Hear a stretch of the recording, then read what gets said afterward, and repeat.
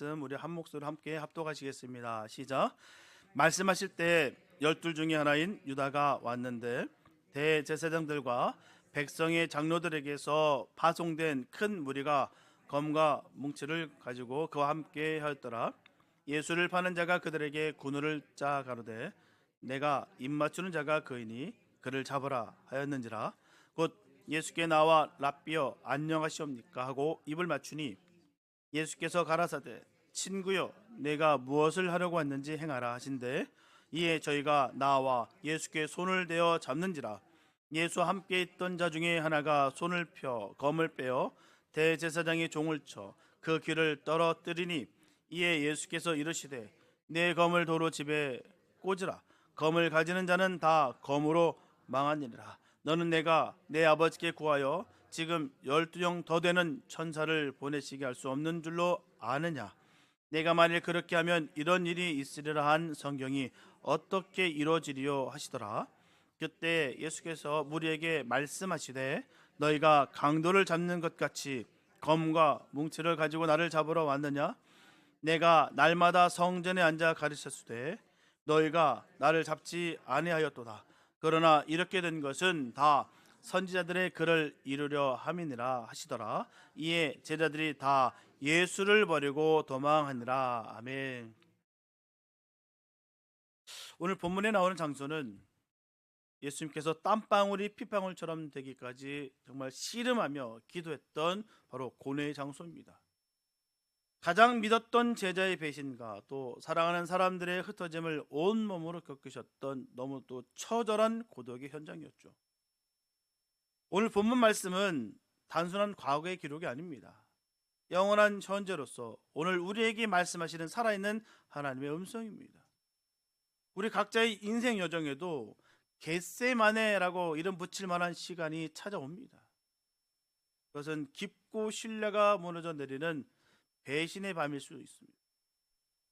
혹은 도저히 감당할 수 없을 것 같은 고난의 쓴 잔을 앞에 두고서 아버지여 할 수만 있다면 이 잔을 내게서 옮겨 주옵소서라고 부르짖게 되는 정말 고통의 밤일 수도 있습니다. 모든 소망이 끊어진 듯한 이 절망 속에서 심지어 하나님마저도 침묵하시는 것처럼 느껴지는 바로 영적인 어둠 속에서 홀로 몸부림치는 밤, 그것이 바로 우리가 마주하는 겟세마네입니다. 우리는 흔히 신앙생활을 빛과 기쁨과 승리와 또 간증의 연속으로 생각하고 싶어요. 정말 꽃길만 걷고 싶어 합니다. 물론 하나님께서 주신 은혜 햇살은 우리 삶을 확 비춰주셔요. 조명하십니다. 그러나 신앙의 여정에는 반드시 겟세마네의 어두운 밤을 통과하는 과정이 반드시 포함되어 있다는 거예요. 어둠 없이는 빛의 소중함을 알 수 없듯이 겟세마네의 고뇌와 고독 없이는 십자가의 사랑과 부활의 영광을 온전히 깨달을 수 없기 때문입니다. 우리에게 허락하신 이유예요. 오늘 우리는 이 배신과 체포 현장을 세밀하게 들여다보면서 인간의 가장 추악한 죄악이 드러나는 그 순간에 역설적으로도 가장 찬란하게 빛나는 바로 하나님의 사랑과 주권적인 계획을 발견하게 될 줄 믿습니다. 칼과 뭉치가 난무하는 폭력의 현장에서 들려주는 예수님의 그 평화의 음성을 들으시고요, 모든 제자가 흩어져 버린 그 절대적인 그 고독 속에서도 홀로 굳건히 서 계시는 그 주님의 모습을 바라보시면서 우리의 삶의 겟세마네를 넉넉히 이겨낼 새로운 힘과 지혜를 얻게 되시기를 간절히 소망합니다. 첫째, 배신은 가장 가까운 곳에서부터 이루어진다는 것이죠.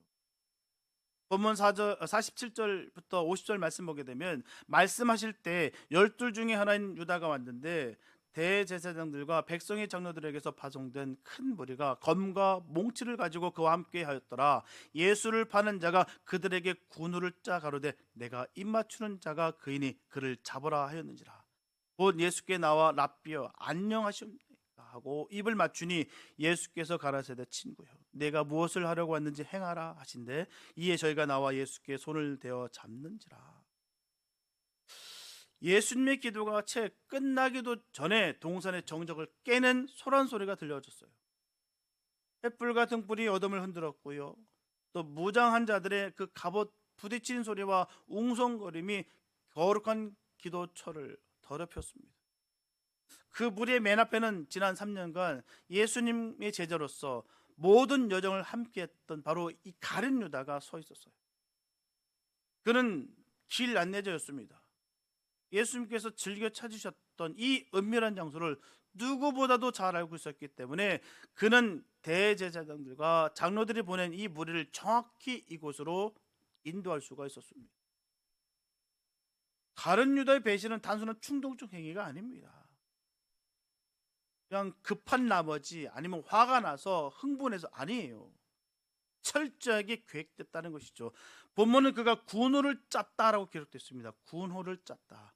이것은 사전에 친밀하게 계획됐고요, 준비된 배신이었다는 것을 분명히 보여주고 있는 거예요. 군호를 짰다. 범죄의 무게로 보면 우발적인 것과 계획적인 범죄는 달라요.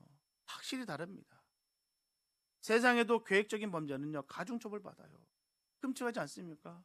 누군가 나를 해하기 위해서 계획하고 모방했다는, 정말 생각만 해도 끔찍합니다. 근데 그 상대가 내 사랑한 제자라고 한다면 얼마나 무섭습니까? 그래서 그가 선택한 신호가 입맞춤이었어요. 끔찍하죠.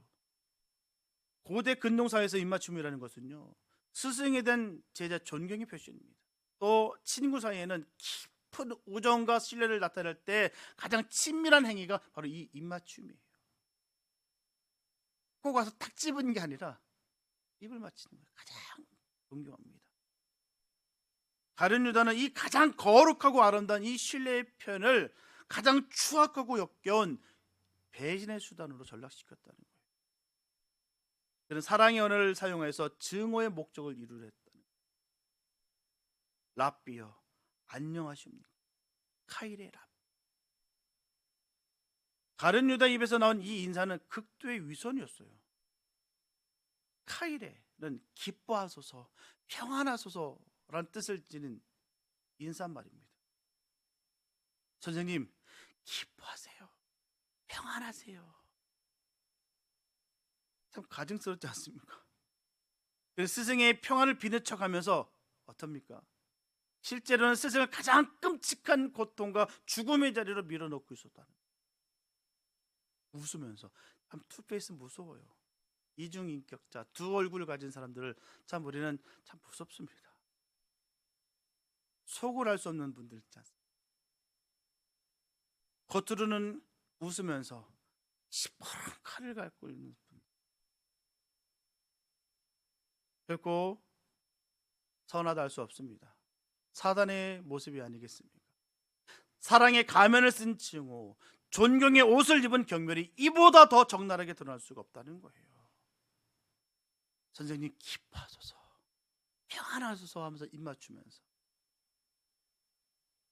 이것이 바로 죄의 본질이에요. 죄는 언제나 진실을 왜곡하고요, 거룩한 것을 더럽히며 선한 것을 악용한다는 것입니다. 척한다는 것이죠. 이 끔찍한 배신의 입맞춤 앞에서 예수님 어떻게 반응하셨을까요? 그분은 소리치거나 저주하지 않으셨어요. 분노하며 그를 밀쳐내지도 않으셨어요. 대신 기쁜 슬픔과 연민이 담긴 음성으로 말씀하십니다. 친구여, 헤타이레, 네가 무엇을 하려고 왔는지 행하라. 친구여라고 번역된 이 헤타이레는요, 일반적인 친구를 뜻하고 있는 필러스와는 다른 조금 거리감이 있는 호칭입니다. 그것은 여복의 자네 정도의 뉘앙스를 풍기고 있다는 것이죠. 가룟 유다의 행동이 친구로서의 관계를 이미 깨뜨려졌다라는 것을 미리 암시하고 있습니다. 그러나 동시에 이 호칭의 마지막 순간까지 이 가룟 유다의 양심에 호소하고 있다는 거예요. 그에게 회개할 길을 주시려는 그 주님의 안타까운 마음이 고스란히 담겨져 있다는 것입니다. 친구여, 네가 정말 이 길을 가야만 하겠느냐? 네가 하려는 일이 어떤 결과를 가져올지 알고는 있어. 주님은 가룟 유다의 영혼을 향해서 마지막 질문을 던지고 계시는 거예요. 왜요? 예수님은 가룟 유다가 돌이킬 수 없는 일을 하기를 절대 원치 않으셨다는 거예요. 주님의 뜻은 거기 있는 거예요. 반드시 해야만 되는 일이 있지만 제자인 그 가룟 유다가 그 일을 안 했으면 좋겠다라는 것입니다. 끝까지 포기하지 않으셨어요. 분명히 내가 십자가의 길을 가긴 가야 되는데 그 배신의 그 일들을 너가 하지 않았으면 좋겠다라는 게 바로 예수님의 마음이었다는 것이죠. 가룟 유다 이야기는 우리에게 남의 얘기가 아닙니다. 다른 사람 얘기가 아니에요. 우리 안에도 이 가룟 유다의 모습이 그림자처럼 늘 존재하기 때문입니다. 우리는 입술로는 주님 사랑합니다라고 고백하면서도 삶의 중요한 그 선택의 순간에 세상의 가치와 타협하면서 주님을 배신하지 않았는지 우리가 한번 점검해 봤으면 좋겠습니다. 늘 주님 사랑합니다, 주님의 사랑을 깨닫기 원합니다, 주님 알기 원합니다, 그렇게 전하면서도 불구하고 조금이라도 내게 불편함이 임하게 될 때 원망하고 불평하고 하지 않으셨나요? 은삼시과 같은 작은 이익 때문에, 사람들의 인정과 칭찬이라는 그 유혹 때문에, 혹은 십자가의 길을 따르는 것이 너무나 힘들다는 그 생각 때문에 주님의 가르침을 외면하고 있지는 않으신가, 우리 점검해 봤으면 좋겠어요.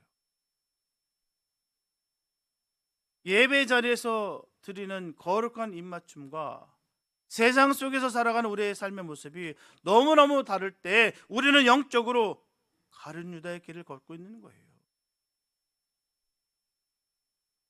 포장하고 위장하고 가식하고 외식하는 그 모습이 바로 가룟 유다의 모습이에요. 겉과 속이 다른 그 모습이 말입니다. 오늘 우리는 가룟 유다의 배신이라는 그 거울 앞에 우리 자신을 꼭 비춰봤으면 좋겠습니다. 과연 나는 어떤 삶을 살아가고 있는가? 정말 주님을 사랑한다고 하면서 정말 주님을 사랑하고 있는가? 주님을 믿는다고 하면서 정말 주님을 믿고 있는가? 그 말씀을 내가 받은 것에 감사하다고 하면서 정말 그 말씀을 대로 우리가 살아가고 있는가? 한번 비춰봤으면 좋겠어요. 그리고 진실되지 못한 우리의 신앙 고백과 위선적인 행동들을 주님 앞에 다 내려놓고 통회하시기 바랍니다. 주님은 그런 우리를 심판하고 정죄하기 앞서서 여전히 친구여라고 부르시면서 우리를 돌이키기를 기다리고 계신다는 거예요. 그 마지막 기회를 붙잡는 것이 바로 은혜입니다. 기회를 잃어버리지 마시기 바랍니다. 주님 우리에게 기회 주실 때 아직 숨쉬고 있다는 것 자체가 기회예요. 우리는 이 사실에 꼭 감사하시면서 받은 은혜를 꼭 기억하시고 은혜를 나눌 수 있게 되시길 예수 이름으로 축복합니다. 내게 생명 주신 것에 감사하면서 옳은 길 바른 길을 걸으시기 바랍니다. 겉과 속이 똑같을 수 있는 우리 삶이 되시기를 예수의 이름으로 축복합니다. 둘째, 성도는 하나님의 계획을 신뢰해야 된다는 거예요. 본문 51절부터 54절 말씀 보게 되면 예수와 함께 있던 자 중에 하나가 손을 펴 검을 빼어 대제사장의 종을 쳐 그 귀를 떨어뜨리니 이에 예수께서 이르시되 내 검을 도로 집에 꽂으라. 검을 가지는 자는 다 검으로 망하니라. 너는 내가 내 아버지께 구하여 지금 12영토 되는 천사를 보내시게 할 수 없는 줄로 아느냐? 내가 만일 그렇게 하면 이런 일이 있으리라 한 성경이 어떻게 이루어지려 하시더라. 가룟 유다의 배신으로 예수님께서 체포될 위기에 처하자 제자 중 한 사람, 요한복음에 기록된 말씀에 따라서 시몬 베드로가 행동에 나섰어요. 그는 품고 있던 칼을 빼어들고서 대제사장의 종 말고의 오른쪽 귀를 내리쳤습니다. 이 행동은 스승을 보호하려는 인간적인 열정과 또한 의협심에서 비롯된 거예요. 아마도 베드로는 예수님께서 자신의 용맹함을 칭찬해 주실 줄 알았을 겁니다. 이를 기점으로 초자연적인 능력을 발휘해서 모든 적을 다 물리치리라 그렇게 기대했을지도 모릅니다. 그는 자신의 방법으로 인간적인 힘으로 바로 하나님의 일을 이루려 했다는 거예요. 자신의 방법으로, 자신의 고집으로, 경험으로, 힘으로 하나님의 일을 이루렸다. 그러나 예수님의 반응은 어떻습니까? 베드로의 기도를 완전히 빗나갔어요. 칭찬 들을 줄 알았는데, 엄청난 그 역사가 나타날 줄 알았는데 예수님은 그의 행동을 칭찬하기는커녕 단호하게 꾸짖으셨습니다. 내 칼을 도로 칼집에 꽂으라. 칼을 가지는 자는 다 칼로 망하리라. 너는 망할 거야. 넌 그 칼로 망할 거야. 무서운 말입니다. 이 말씀은 기독교 신앙의 핵심적인 원리예요. 즉 폭력의 악순환을 거부하는 비폭력의 원칙을 선포하시는 거예요. 예수님께서 말입니다. 폭력은 절대로 정당화될 수 없다라고 분명히 말씀하실 것인 거예요. 기독교에서 폭력은 절대로 성경적이지 않다고 하는 증거입니다. 과격한 것은 주님의 뜻이 아니에요. 많은 분들 정의롭게 정의를 외치면서 과격하게 하는데 아닙니다. 우리는 과격하게 앞서 주님 앞에 무릎 꿇고 기도하는 것이고요, 주님이 역사하실 것을 믿고 주님의 뜻대로 그 일들을 이루어가는 거예요.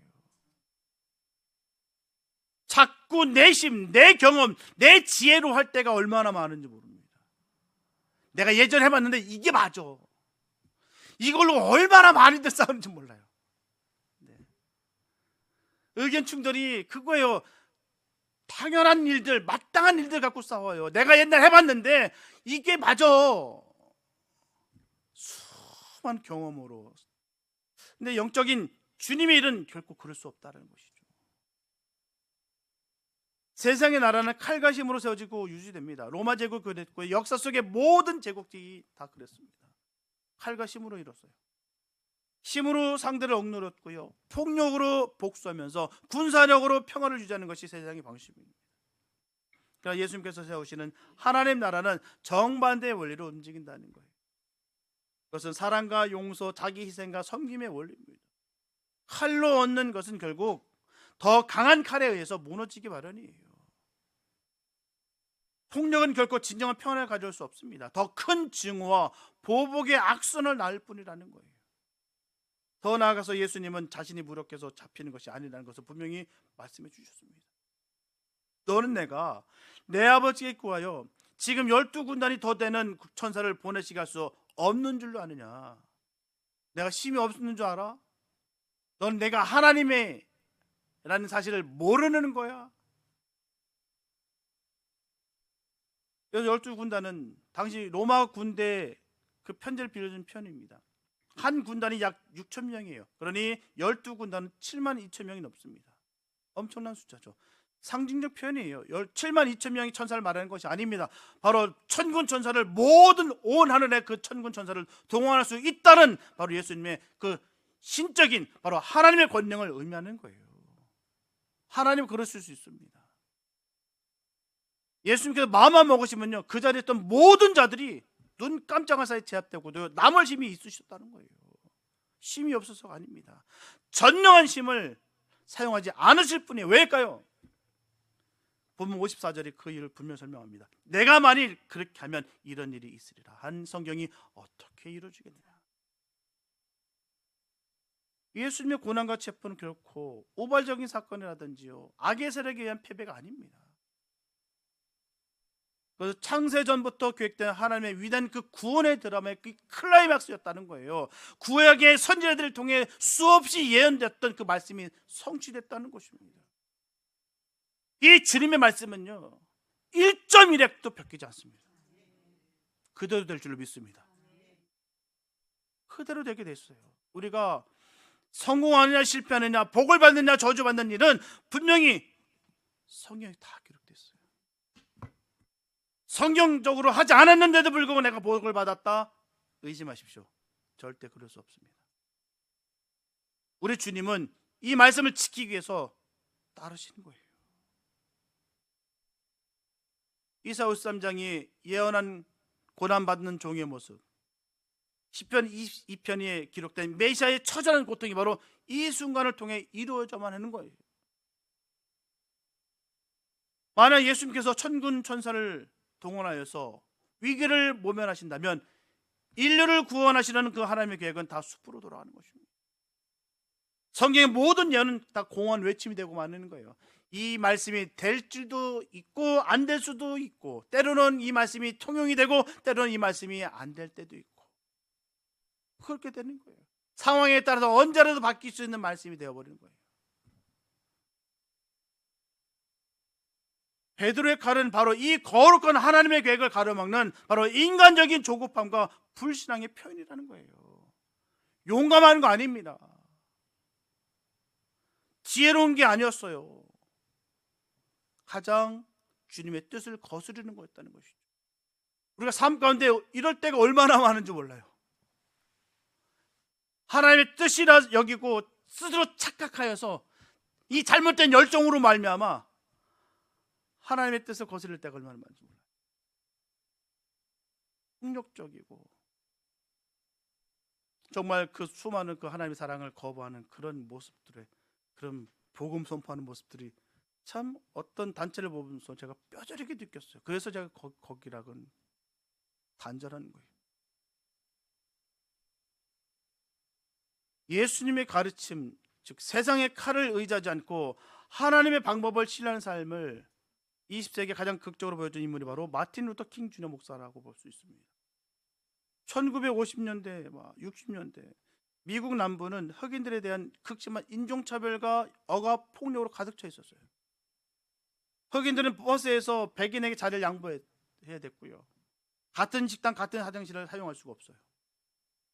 투표권마저 제대로 보장되지 못했습니다. 이런 불의에 맞서서 많은 흑인 지도자들이 눈에는 눈, 이에는 이 방식의 폭력 투쟁을 주장했어요. 그들의 분노는 정당한 것이죠. 자기 권리를 뺏겼으니 얼마나 화나고 흥분할 일이겠습니까? 그러나 킹 목사는 예수 그리스도의 산상수훈을 가르치며 뿌리 내린 비폭력 직접 행동을 선택했다는 거예요. 그리고 외쳤습니다. 우리는 증오를 사랑으로 맞설 것입니다. 우리는 물리적인 힘을 영혼의 힘으로 맞설 것입니다. 당신들이 우리에게 하는 대로 하십시오. 우리는 여전히 당신들을 사랑할 것입니다. 우리는 당신들의 증오를 견딜 것이고 결국 우리의 사랑으로 당신들의 마음을 녹일 때 우리는 진정한 승리를 얻을 것입니다. 킹 목사와 그를 따르는 사람들은 몽고메리 버스 보이콧, 셀마 몽고메리 행진 등등 평화적인 그 시위를 이끌었어요. 하지만 그들에게 돌아온 것은 뭡니까? 백인 경찰의 무자비한 그 곤봉세례와 소방호수의 강력한 물줄기, 그리고 KKK단의 그 테러와 폭언이었어요. 수많은 사람들이 피를 흘리고 감옥에 갇혔습니다. 킹 목사 자신도 수없이 체포됐고 집이 폭파되는 위협을 겪으면서 결국에는 암살자의 총탄에 쓰러졌어요. 인간적인 눈으로 보게 되면 그의 방식은 어리석고 무기력해 보입니다. 칼을 든 자들 앞에서 맨몸을 맞는 것은 패배처럼 보여요. 그러나 그들의 고난과 희생은 잠자고 있던 그 미국 사회의 양심을 깨웠고요, 전 세계인의 마음을 움직였다는 것이죠. 그들의 비폭력 저항은 마침내 1964년 민법, 1965년 투표권법이라는 위대한 입법적 승리를 이끌어냈다.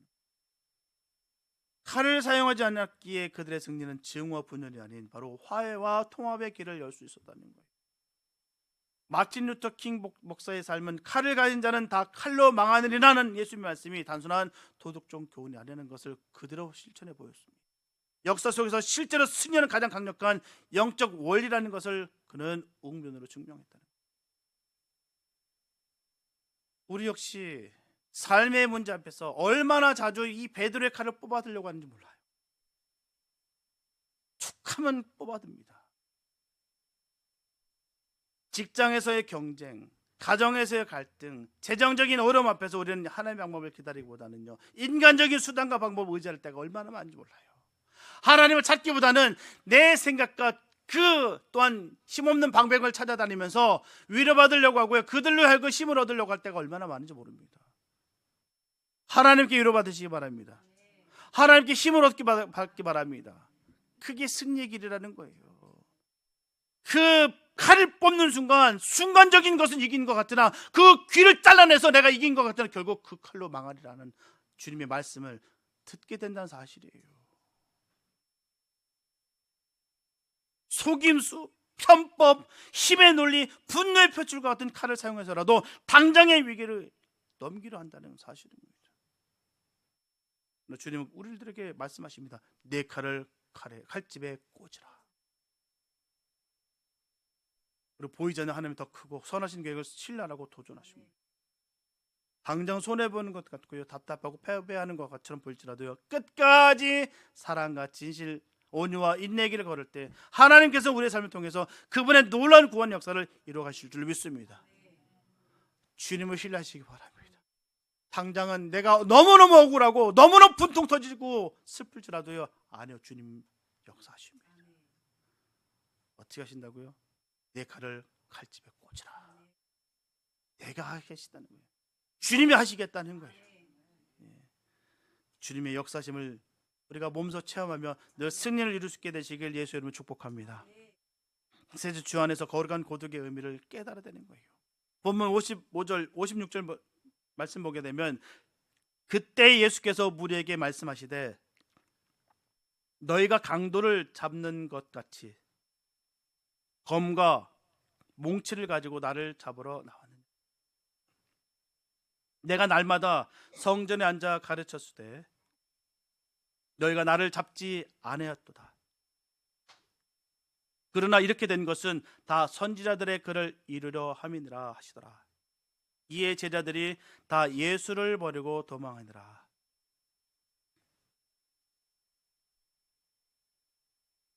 자신을 체포로 온 무리를 향해서 예수님께서는 마지막으로 그들의 행동이 얼마나 부당하고 비겁한지를 지적하셨어요.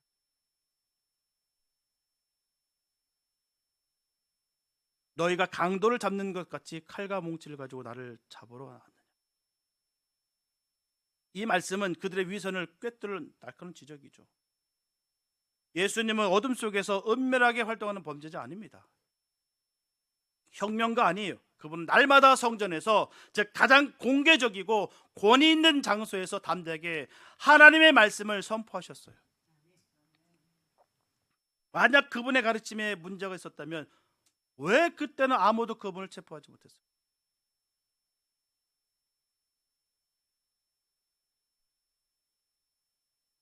이는 그들의 행동에 정당한 법적 근거가 없다는 거예요. 또 오직 시기와 두려움에 사로잡힌 종교 제자들의 그 음모에 의해서 불법적인 체포임이 폭로하시고 있다는 사실입니다. 그러나 예수님은 자신의 무죄함을 항변하는 데 그치지 아니하시고요, 다시 한번 이 모든 사건의 영적인 의미를 선포하십니다. 그러나 이렇게 된 것은 다 선지자들의 글을 이루려 함이니라. 주님은 이 모든 혼란과 불의 속에서 하나님의 주권적인 손길을 보고 계셨어요. 인간의 악함과 배신, 비겁함마저도요 결국에는 하나님의 구원 계획을 이루는 도구가 될 것임을 선언하시는 거예요. 이것은 운명론적인 개념이 아닙니다. 자신에게 닥친 고난의 의미를 성경 전체 맥락 속에서 이해하고 그 하나님의 뜻에 온전히 자신을 내어드리는 적극적인 순종의 고백이에요. 이 장엄한 선포가 끝나자마자 성경은 가장 비극적이고 가슴 아픈 한 문장을 덧붙입니다. 뭐라고요? 이에 제자들이 다 예수를 버리고 도망하니라. 얼마나 슬프셨을까요? 이에 제자들이 다 예수를 버리고 도망하니라. 여기서 다라는 단어에 우리는 주목해야 됩니다. 칼을 휘둘렀던 혈기 왕성한 베드로도, 가장 사랑받던 제자 요한도, 그 누구도 예외가 없었다는 거예요. 바로 조금 전까지만 해도 모두 주를 버릴지라도 나는 결코 버리지 않겠나이다. 내가 주와 함께 죽을지언정 주를 부인하지 않겠나이다. 크게 맹세했던 그들이었어요. 그러나 죽음의 공포가 현실로 딱 다가오자마자 그들의 모든 약속과 맹세는 산산조각 맞다. 그들은 자신들의 목숨을 부지하기 위해서 스승을 홀로 어둠과 폭력 속에 남겨두고 뿔뿔이 흩어져 버렸어요. 스가랴 13장 7절에 보면 카라 깨어서 내 목자, 내 짝된 자를 치라. 내가 목자를 치면 양이 흩어지려니와. 이 예언의 말씀이 문자 그대로 성취되는 순간이에요. 목자이신 예수님께서 고난을 당하시자 양떼인 이자들은 속수무책으로 흩어져 버렸어요. 이 장면은 인간의 충성한 사랑이 얼마나 연약하고 조건적인지를 적나라하게 보여주고 있다는 사실이에요.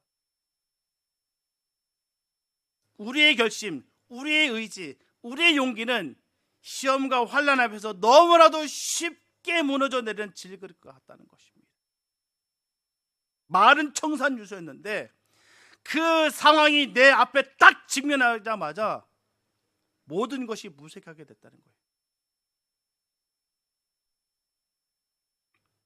이제 예수님께서는 완전한 고독 속에 홀로 남으셨습니다. 다 떠났어요. 다 버렸습니다. 하나님 아버지께서는 잠시 얼굴 가리셨고요, 땅의 제자들은 모두 다 등을 돌렸어요. 인류의 모든 죄를 짊어지기 위한 이 길은 그 누구도 동행할 수 없는 절대 고독의 길이었어요. 주님 가신 그 십자가의 길, 우리를 구원하기 위해서 하셨던 모든 이 십자가의 공로는 오직 홀로 주님께서 이루셨습니다. 우리가 할 수 있는 일이 아니에요. 우리가 아무리 열심히 하고 아무리 우리가 힘을 다한다 할지라도 하나님의 일을 우리가 대신할 수 없다는 사실이에요. 어느 누구도 십자가 앞에서 자랑할 수 없습니다. 오직 십자가만은 우리가 자랑할 수 있는 거예요. 신앙의 깊이는 거기 있는 거예요. 내가 이것도 하고 저것도 하고 모두 했다, 이거는 아무 소용이 없습니다. 그거는 아무 소용없는 바예요. 내가 어떻게 했는데, 내가 얼마나 많이 도와줬는데, 내가 어떻게 내가 그거 했는데 당신이 나한테 이럴 수 있어라고 얼마나 많은 사람들이 그렇게 전하는지 모르겠어요. 아닙니다. 우리는 아무것도 아닙니다. 십자가 그 사랑으로 우리를 구원하셨습니다. 주님만이 영광 받으시고, 그 주님의 사랑을 깨달아 우리 주의 사랑을 전했을 뿐입니다. 무익한 종입니다. 이게 우리 믿음의 고백이 되는 것이죠. 잘못된 신앙, 잘못된 믿음이 늘상 전하는 게 그거예요. 내가 어떻게 했는데, 내가 얼마나 많이 노력했는데 어떻게 나한테 이럴 수가 있어. 이 말이 꼭 들려집니다.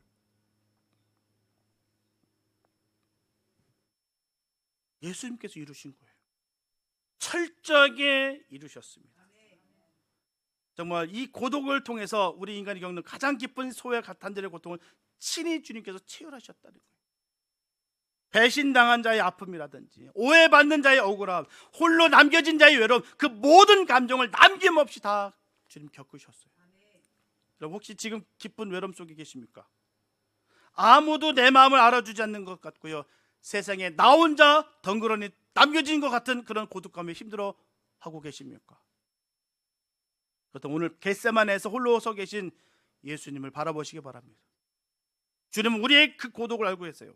아니, 우리를 위해 친히 그 고독의 가장 깊은 그 심연에까지 주님은 내려가셨습니다. 주님은 우리의 그 고독을 알고 계세요. 다 알고 계십니다. 그러므로 우리는 결코 혼자가 아닙니다. 우리가 가장 외롭고 느끼는 바로 그 순간에 주님은 우리 곁에 가장 가까이 와 계십니다. 히브리서 기자는 히브리서 4장 15절에서 분명히 전하고 있습니다. 우리에게 있는 대제사장은 우리 연약함을 체휼하지 아니하는 자가 아니요 모든 일에 우리와 한결같이 시험을 받은 자로 돼 죄는 없으시니라. 우리의 고독을 아시는 주님께서 우리의 손을 붙들어 계심을 믿으시기 바랍니다. 말씀했습니다. 우리는 오늘 겟세마네 동산에서 벌어진 이 배신과 폭력, 그리고 버림받음의 현장을 깊이 묵상했어요. 죄의 어둠이 가장 짙게 깔린 이 밤의 사건들을 통해 우리는 몇 가지 중요한 영적 교훈을 가슴에 반드시 새겨야 됩니다. 첫째, 우리는 자신의 연약함을 정직하게 인정하고요, 오직 하나님의 신실하심을 붙들어야 될 줄 믿습니다. 우리는 가룟 유다처럼 주님을 배신할 수가 있고요, 베드로처럼 섣부른 열정으로 하나님의 일을 그르칠 수 있습니다. 다른 제자들처럼 두려움 앞에서 주님을 버리고 도망칠 수 있는 존재라는 것을 고백하시고, 우리의 신앙은 우리의 강함이나 결단에 기초하는 것이 아니에요.